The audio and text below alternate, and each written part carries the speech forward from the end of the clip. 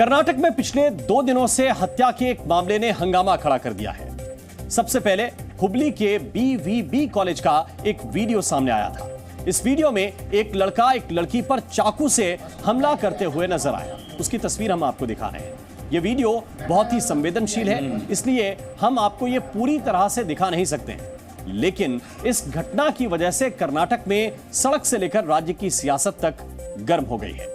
वजह यह है कि हत्या के इस मामले में पीड़ित लड़की हिंदू है और हमलावर लड़का मुस्लिम है। जिस लड़की की हत्या हुई है उसका नाम नेहा है, जो स्थानीय कांग्रेस पार्षद निरंजन हिरेमथ की बेटी थी। कहा जा रहा है कि नेहा की हत्या की वजह लव जिहाद है।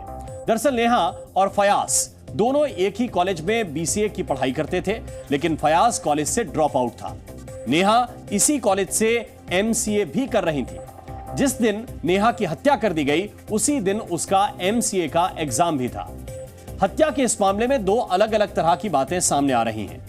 पहली, पीड़ित लड़की के पिता और राज्य की विपक्षी पार्टी BJP का आरोप यह है कि यह मामला लव जिहाद का है।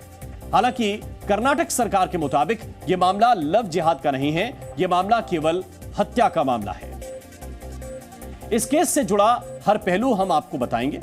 सबसे पहले हम आपको इस घटना की वो तस्वीरें दिखाना चाहते हैं जो BVB कॉलेज के CCTV में रिकॉर्ड हुई हैं। इसमें दिखाई दिया है कि नेहा अपनी परीक्षा देने के बाद जब बाहर आई तो उसको फयाज नजर आया। फयाज के हाथों में चाकू था, जिसकी वजह से नेहा डरकर पीछे हट रही थी। दोनों के बीच छोटी सी बातचीत हुई और फिर उसके बाद फयाज ने चाकू से लगातार वार करना शुरू कर दिया। हमले से घायल होकर जब नेहा जमीन पर गिरी तो उसके बाद भी फयाज के हमले रुके नहीं। फयाज के हमले जारी थे। करीब 10 वार करने के बाद फयाज वहां से भाग गया और नेहा की ऑन द स्पॉट डेथ हो गई, मौके पर ही मौत हो गई। फयाज को आसपास के लोगों ने दबोचकर पुलिस के हवाले कर दिया। इस घटना के बाद राजनीतिक हंगामा शुरू हो गया और यह हंगामा तब शुरू हुआ जब नेहा के पिता और कांग्रेस के पार्षद निरंजन हिरेमथ ने अपनी बेटी की हत्या के पीछे लव जिहाद की साजिश का आरोप लगाया। उनका यह कहना था कि नेहा पर धर्म परिवर्तन का दबाव बनाया जा रहा था। नेहा के पिता के मुताबिक कॉलेज में नेहा और फयाज दोस्त थे, वो किसी भी तरह की रिलेशनशिप में नहीं थे। उनका यह भी आरोप है कि नेहा पर फयाज और उसके 4 साथी धर्म परिवर्तन का दबाव बना रहे थे। ऐसे सेक्शन डालो, लव जिहाद, कोई भी आदमी ऐसे डिमांड करके रिफ्यूज किया तो उसको मर्डर करने का इरादा करने वाले को बिल्कुल उनको बाहर रखना है। तो इसीलिए ऐसे लोगों को अरेस्ट भी करना है।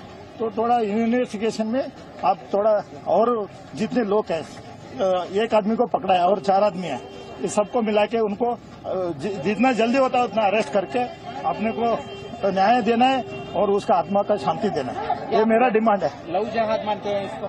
फिर और क्या है, इसको ऑलरेडी ये डिमांड, उसको डिमांड किया उसने, मैं लव करता हूँ, वो रेफिस किया और उसको मार दिया। एक हिंदू लड़की और एक मुसलमान लड़का, अपना जात अलग, हम पंडित लोग हैं और इस पंडित लोग कोई मोमडन से प्यार करता है, चलो वो जात उसमें। लव जिहाद वाले का जो संघ है ना, वो ऐसे ही टारगेट करते हैं।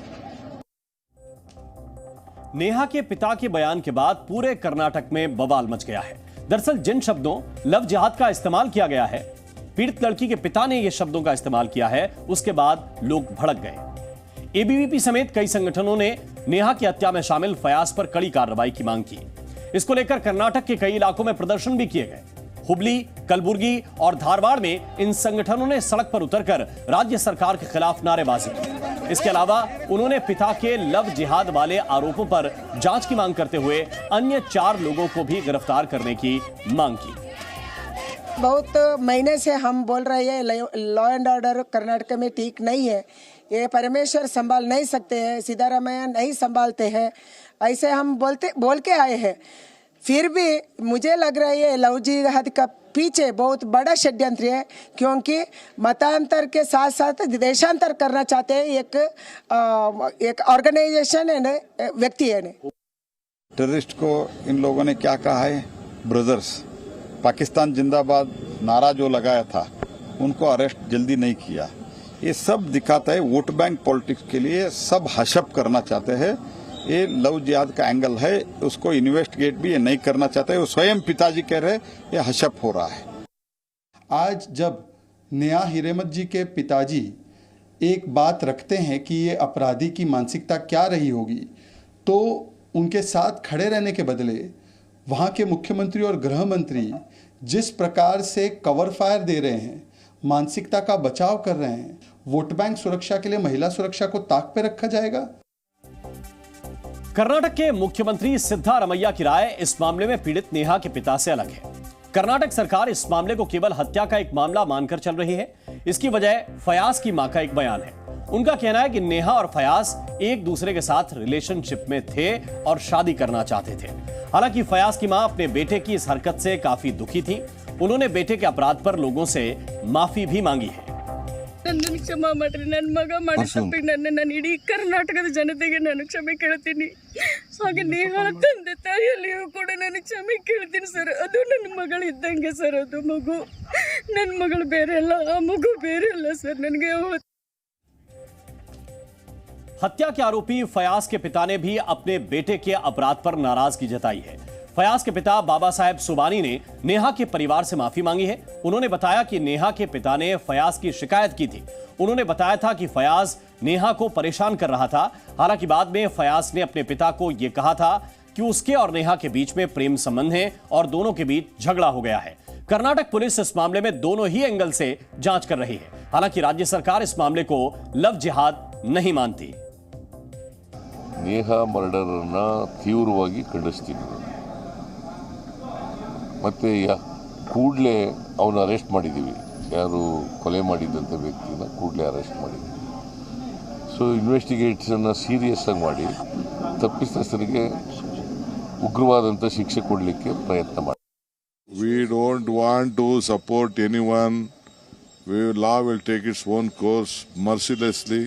Whatever the issue is there, the law will take course.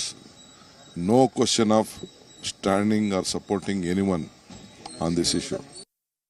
मैं पॉलिटिसाइज या कुछ अलग दिशा लेके जा रहे उसके बारे में बात नहीं करूंगी। एक रिस्पॉन्सिबल मंत्री हूँ, उससे पहले एक माँ हूँ। नेहा को न्याय दिलाने के लिए जो कार्रवाई हमसे बन सकती है, निष्पक्षपात, वो कार्रवाई हम कराएंगे। कर्नाटक में कांग्रेस की सरकार है और जिस व्यक्ति की बेटी के साथ यह घटना हुई है वो भी कांग्रेस से ही पार्षद है। हैरानी की बात यह है कि नेहा के पिता लव जिहाद का आरोप लगा रहे हैं, लेकिन उनकी पार्टी इस मामले में उनके साथ खड़ी नहीं है।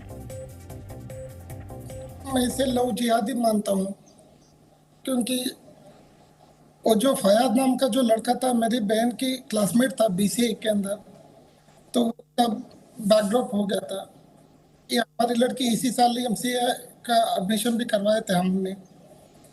तो वो बंदा जो है, जो फयाज नाम का लड़का है, तो वो प्यार का इजहार किया था। हमारी लड़की ने, हमारी बहन ने रिफ्यूज़ल की थी, तो थ्रेटन देने लगा था कि मेरे से प्यार कर लो, मेरे से शादी कर लो, वरना मैं तुम्हें नहीं छोड़ूंगा। तो कोई बंदा के आपको प्यार का इजहार करता है, अगर आप उसे रिजेक्ट करते हैं तो आपको मार दिया जाता है। जैसे ही इसने रिजेक्ट करना शुरू कर दिया, फयाज ने क्या करा, उसकी बहन से भी प्रेशर डालना चालू कर दिया। उसकी जो फयाज की जो बहन है वो भी इसको मैसेज करती थी, फ़ोन करती थी, फ़ोन करके फयाज से रिलेशनशिप बनाओ, उसके साथ शादी करो, उसके साथ प्यार में लगो। हमारे देश में लव जिहाद शब्दों को अक्सर ऐसे केसेस में इस्तेमाल किया जाता है जब धर्म परिवर्तन के मकसद से गैर मुस्लिम लड़की को मुस्लिम आरोपी प्रेम जाल में फंसा लेता है। कर्नाटक की नेहा और फयाज के मामले में भी पीड़ित हिंदू है और आरोपी मुस्लिम। इस वजह से राजनेता इसमें कूद पड़े हैं। देश के अलग अलग राज्यों में लव जिहाद तो नहीं, लेकिन जबरन धर्म परिवर्तन को लेकर कानून बनाए गए हैं। कर्नाटक में इसको लेकर the Karnataka protection of right to freedom of religion act 2022 है। इसके सेक्शन 3 में धर्म परिवर्तन के गैर कानूनी तरीकों के बारे में बताया गया है। इसमें भ्रामक जानकारी देकर, दबाव डालकर, धोखा देकर, गलत रूप से प्रभाव डालकर, जबरदस्ती, लालच देकर या शादी का वादा करके धर्म परिवर्तन करवाने को गैर कानूनी कहा गया है। इसमें 3 से 5 वर्ष तक की सजा और जुर्माने का प्रावधान है। कर्नाटक ही नहीं, उत्तर प्रदेश, उत्तराखंड, गुजरात, हिमाचल प्रदेश और हरियाणा समेत कुछ अन्य राज्यों में भी धर्म परिवर्तन से जुड़े कानून बनाए गए हैं। जिन मामलों में लव जिहाद कहा जाता है या इस कानून के तहत कार्रवाई होती है, उसमें यह बताया जाता है कि आरोपी ने गलत पहचान बताकर धोखा दिया और दबाव डालकर धर्म परिवर्तन करवा लिया। कर्नाटक के इस मामले में भी अगर जांच में यह पाया गया कि पहचान छिपाकर या दबाव डालकर धर्म परिवर्तन की कोशिश की गई थी, तो कानून अपना काम करेगा। लेकिन विपक्ष भी लव जिहाद कहकर चुनावी मौसम में इसका लाभ उठाने की कोशिश जरूर करेगा। Zee News.